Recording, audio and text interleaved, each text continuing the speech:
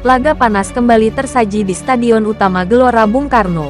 Timnas Indonesia akan menghadapi China dalam lanjutan putaran ketiga kualifikasi Piala Dunia 2026 zona Asia. Tapi, kali ini, ada bumbu panas yang datang lebih awal, langsung dari mulut sang pelatih China, Branko Ivankovic.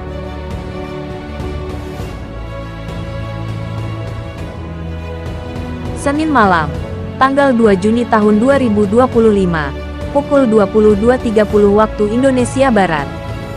Rombongan tim nasional China tiba di Terminal 3 Bandara Soekarno-Hatta, Tangerang, Banten. Pelatih Branko Ivankovic memimpin langsung kedatangan skuad yang terdiri dari 25 pemain.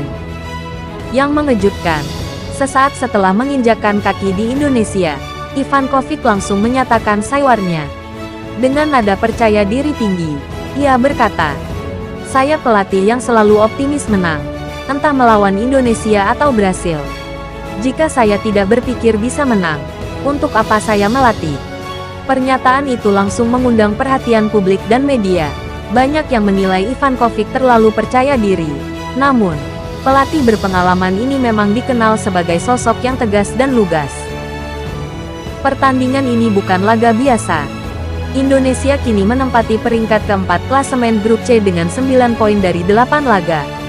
Sementara China berada di posisi juru kunci, dasar klasemen, dengan 6 poin. Sama seperti Bahrain yang ada di posisi kelima. Artinya, bagi China, laga ini adalah partai hidup mati. Kalau kalah, peluang mereka untuk melangkah ke putaran berikutnya praktis habis. Sedangkan bagi Indonesia, 3 poin akan menjaga asa untuk tetap bersaing hingga akhir. Yang membuat laga ini semakin menarik, pertandingan dijadwalkan pada Kamis, tanggal 5 Juni malam, bertepatan dengan malam takbiran Idul Adha. SUGBK diprediksi akan kembali memerah, penuh oleh dukungan supporter Garuda. Pertarungan sengit di lapangan akan berpadu dengan semangat malam takbiran dari tribun. Kemenangan akan menjadi hadiah manis, bukan hanya untuk perjalanan ke Piala Dunia, tapi juga untuk seluruh rakyat Indonesia. Menariknya, media asal Inggris, Sportsmole, ikut memberikan analisis jelang laga panas ini. Mereka menyebut bahwa performa timnas Indonesia masih belum sepenuhnya stabil. Dalam 5 laga terakhir, Indonesia mencatat 2 kemenangan, 2 kekalahan, dan 1 hasil imbang. Namun, 2 kemenangan terakhir di kualifikasi jadi modal penting. Sementara China datang dengan catatan buruk. Kalah dari Arab Saudi dan Australia, serta sudah kebobolan 19 gol dalam 8 pertandingan. Sportsmole bahkan memprediksi hasil akhir laga ini akan berpihak kepada Indonesia. Skor yang mereka perkirakan adalah 2-1 untuk Garuda.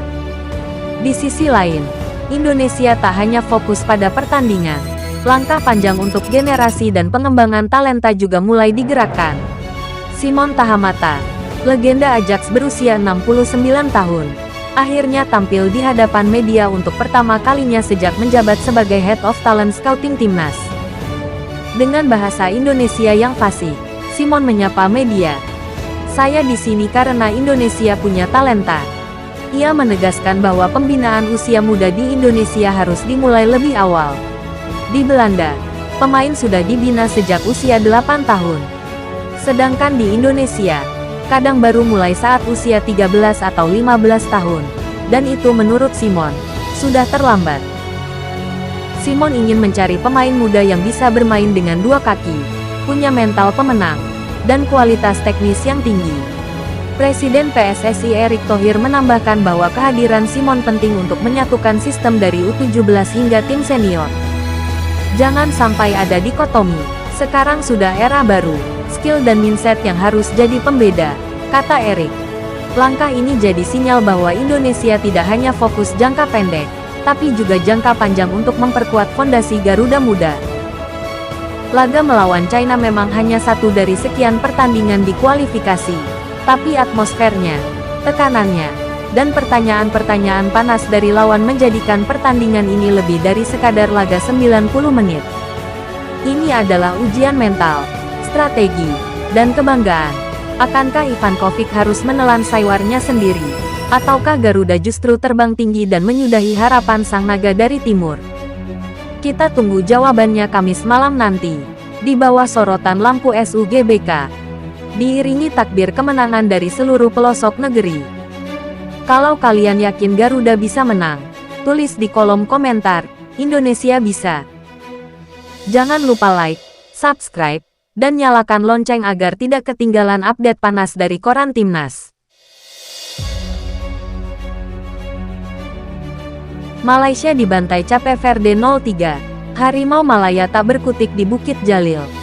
Malaysia harus menelan pil pahit setelah dihajar Cape Verde 0-3 dalam laga uji coba internasional yang digelar secara tertutup di Stadion Bukit Jalil, Selasa malam tanggal 3 Juni.